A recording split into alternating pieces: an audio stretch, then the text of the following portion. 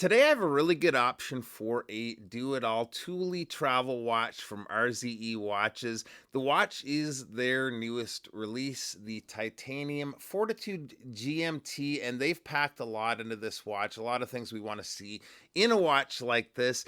Big thanks to RZE for lending this in for a few days. Really appreciate it. So let's get to it and take a look at the watch. All right. Now, these are expected to be shipping in June of this year and are currently available for pre order on the RZE site. There's also a black dial version, bit more of a traditional look than this. There's a green that looks really sharp too. And there's also a stealthy version they call the Workbench Edition that looks awesome. It's actually the same price as the others, and that might be my favorite of the four. But this red dial is right up there, and it's quite a bit more practical, at least when it comes to legibility. So this is a prototype, and actually two big changes coming to the watch involve the bracelet.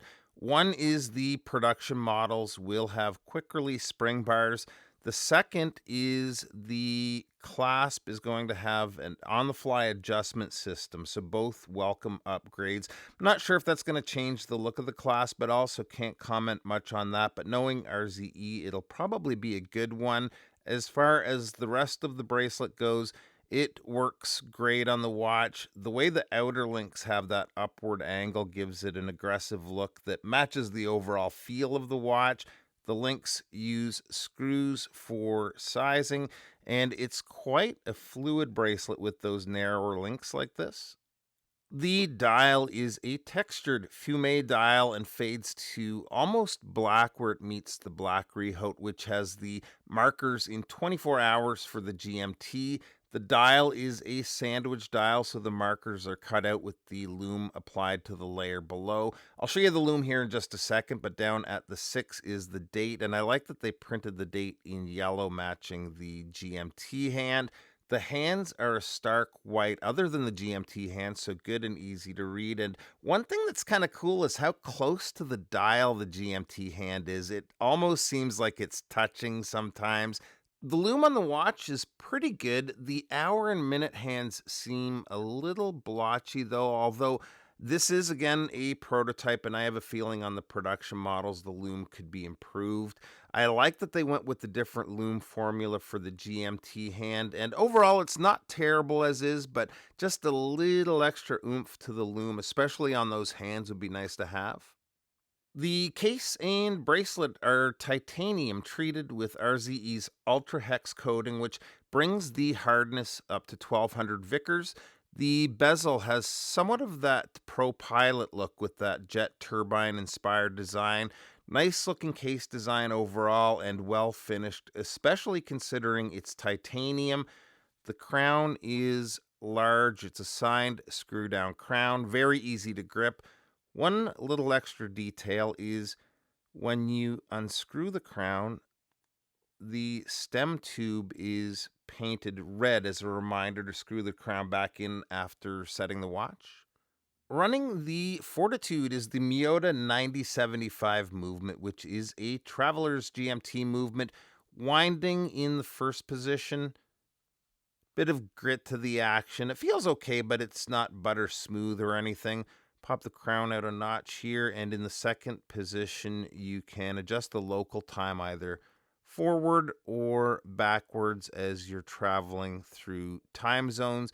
In the last position, you can set your reference time to GMT or maybe your home time, whatever you prefer. And one thing back to the crown, I will say this unthreads and threads back in like silk. So yeah, winding action, not the best, but the threads feel very well machined.